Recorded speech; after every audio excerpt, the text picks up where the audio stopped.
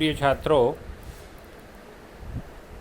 द्वितीय वर्ष संस्कृत विषय के प्रथम प्रश्न पत्र में निर्धारित अभिज्ञान शाकुंतलम का प्रथम अंक हम पढ़ चुके हैं।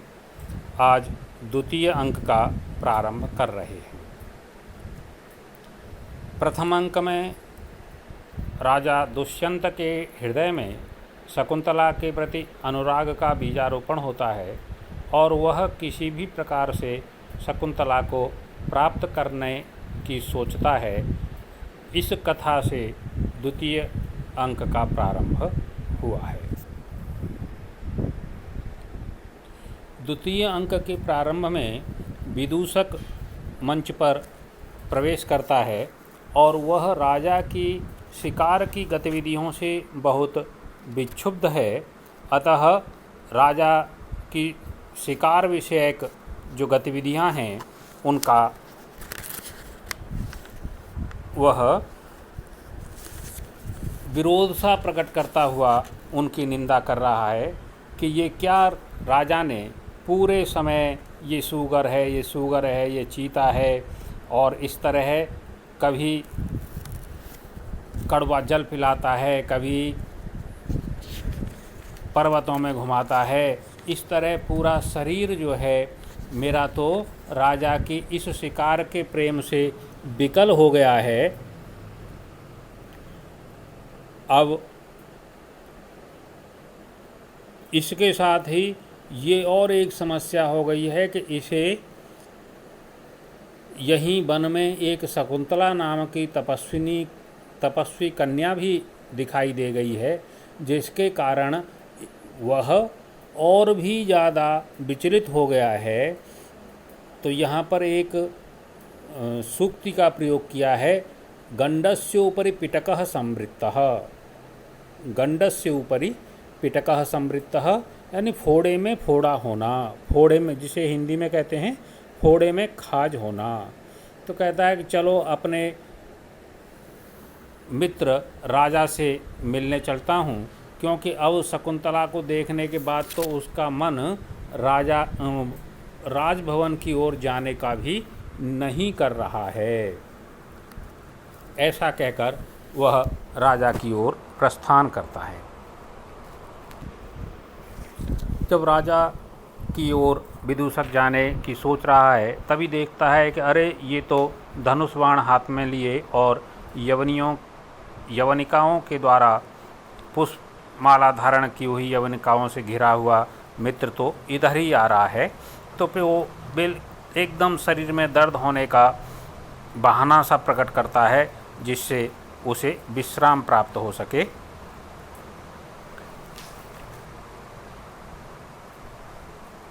यहाँ पर जो विदूषक शब्द है उसको जान लेना एक बार जरूरी है। विदूषक नायक का मित्र होता है और यह राजा के सुख दुख सब में सहायक होता है, भोजन भट्ट होता है और राजा को हंसाने जैसी क्रियाएं करता रहता है। उस समय यवनी भी शब्द के प्रयोग से ऐसा लगता है कि यवन देश की पारसी स्त्रियों को राजा की रक्षा के लिए नियुक्त किया जाता था।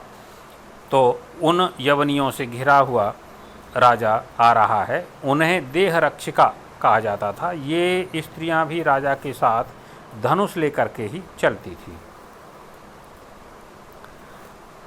राजा प्रवेश करता है।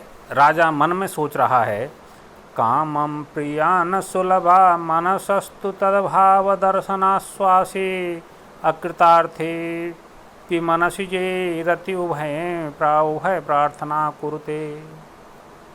कामम प्रियान सुलभा, राजा शकुंतला के विषय में ही सोच रहा है कि यह सही है कि प्रिया कामम न सुलभा, शकुंतला की प्राप्ति इतनी सुलभ नहीं है।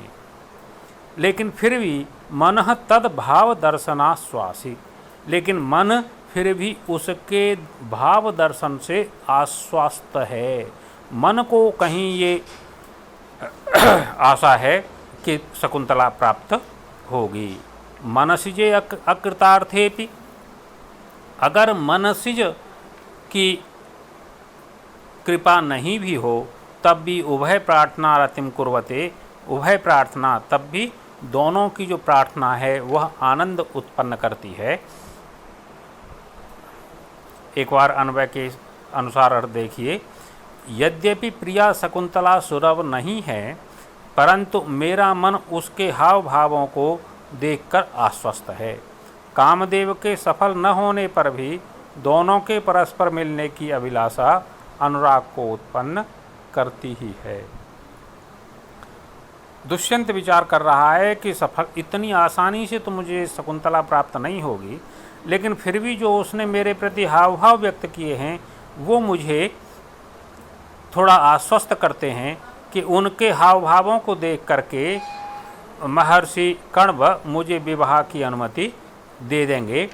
और अगर मान लो हम दोनों को विवाह की अनुमति न भी मिले तब भी ये जो परस्पर मिलन की उत्कंठा है ये हमारे प्रेम को तो बढ़ा ही रही है, इसलिए यह भी मुझे शांति प्रदान करने वाली है। यहाँ पर छंद में आर्या छंद है और अर्थांतरन्यास अलंकार है।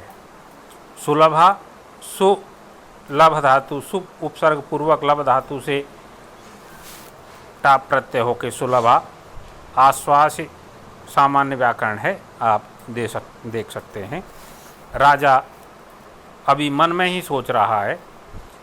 स्निग्धं वीक्षितं अन्यतोऽपि नयने यत् प्रेरयन्त्या तया यातं यच्चनितं वयोर्गुरुतया मन्गं विलासादिव मागा इत्युपरुद्धया यदपि सा सूयमुक्ता सखी सर्वं तत्किल्मत्परायणमहो स्वामी स्वतां पश्यति।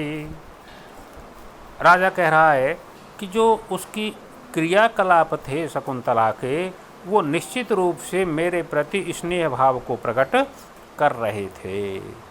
अन्यतः अपि नयने प्रेरयन्त्या तया यत् स्निग्धं वीक्षितम्, अन्यतः अपि नयने प्रेरयन्त्या, दूसरी तरफ देखते हुए भी उसने यद स्निग्धम वीक्षितम, जो मुझे प्रेम पूर्वक देखा। नितंबयो गुरुतया विलासादिव यच्च मंदम यातम, और चाहे शरीर के भारी होने के कारण ही जो वहाँ से बहुत धीरे धीरे गई। मागा इति उपरुद्धया सा सखी यदसि सायसूयम उक्ता, जब सखियों ने कहा कि तुम नहीं जा सकती हो, वह तब भी उसने जो अनुसूया पूर्वक ईर्ष्या पूर्वक जो कहा था वह भी तत्सर्वम मत्परायणमेव, वह सब मेरे प्रति ही था, वह सब मेरे लिए ही था। कवि कह रहा है कि अहो देखो, कामी स्वताम पश्यति, जो कामी व्यक्ति होता है वह हर क्रियाकलाप में अपनी सिद्धि का ही अनुभव करता है। कवि कह रहा है कि राजा शकुंतला की हर क्रियाकलाप में अपने प्रति उसका स्नेह खोज रहा है। उसने जो देखा, उसने जो बात की, वह जाने से जो रुकी या वो जो धीरे धीरे चल रही थी, इन सभी क्रियाकलापों में वह अपने प्रति अनुराग का अन्वेषण कर रहा है। इसी को कवि कहता है कामी स्वताम पश्यति, कि किसी भी इच्छा पूर्ति का इच्छुक व्यक्ति हर क्रियाकलाप में अपनी इच्छा की पूर्ति देखता है। ये सूक्ति है, कामी स्वताम पश्यति, कभी कभी सूक्ति व्याख्या में आती है। इसका हिंदी में हम इसे कह सकते हैं, सावन के अंधे को हरा हरा ही दिखाई देता है। यहाँ पर शार्दूल विक्रीडितम छंद है और अर्थांतरन्यास अलंकार है। विदूषक कहता है, अरे मित्र, मेरे तो हाथ पैर ही नहीं चल रहे हैं, इसलिए मैं केवल तुम्हें वाणी मात्र से प्रणाम कर रहा हूँ। राजा कहता है कि अरे भाई, तुम्हें कहाँ चोट लगी? तो विदूषक कहता है, अरे अच्छा, अपने आप ही आंख दुखा करके मुझ और आंसू का कारण पूछ रहे हो। ये भी फिर देखिए सूक्ति है, स्वयं अख्याकुलीकृत्य अश्रु कारणम पृच्छसि, कि तुमने खुद ही तो आंख दुखाई है और तुम ही आंसू का कारण पूछ रहे हो। ये भी सूक्ति है, सूक्ति की व्याख्या में कई बार पूछी जाती है। राजा कहता है भाई मेरे कारण क्यों तुम परेशान हो। राजा कहता है कि अरे तुम ये बताओ कि जो नदी के किनारे उगने वाले बेंत टेढ़े होते हैं वो अपने कारण टेढ़े होते हैं कि नदी के प्रवाह के कारण टेढ़े होते हैं। तो राजा कहता है कि वो तो नदी के प्रवाह के कारण टेढ़े होते हैं। तो ऐसे ही मैं भी तुम्हारे कारण ही परेशान हूँ। तुम राजकाज को छोड़ करके यहाँ इस जंगल प्रदेश में पड़े हुए हो, इसके कारण मेरा तो शरीर एकदम टूट गया है। राजा कहता है कि मेरी भी अब इच्छा शिकार की नहीं होती है, क्योंकि इन शकुंतला के जो प्रिय हिरण हैं, जिन्होंने शकुंतला को मुग्ध देखना सिखाया है, उन सब पर अब तीर चलाने की इच्छा मेरी नहीं होती है। न मयि तुम अधिज्यमस्मि शक्तो धनुरिदमाहिता सायकं मृगेषु सह वसतिमुपेत्य यही प्रियाया कृत एव मुग्ध विलोकितोपदेशः।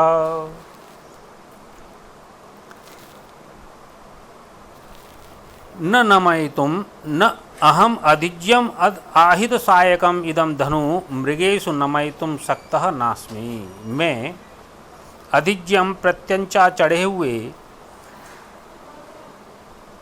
आहित सायकम और इस पर बाण चढ़े हुए इस धनुष को मृगेषु मृगों पर छोड़ने में समर्थ नहीं हूँ।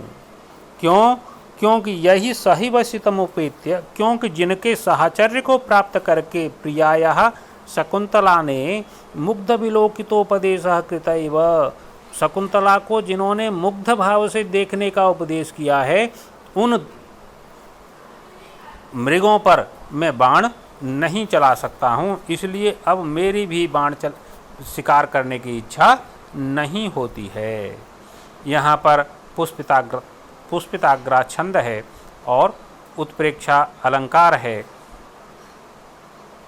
ऐसा कह करके राजा शिकार के प्रति अपनी अनिच्छा प्रकट करता है और शकुंतला के प्रेम में मग्न है। आगे के श्लोक कल पढ़ेंगे।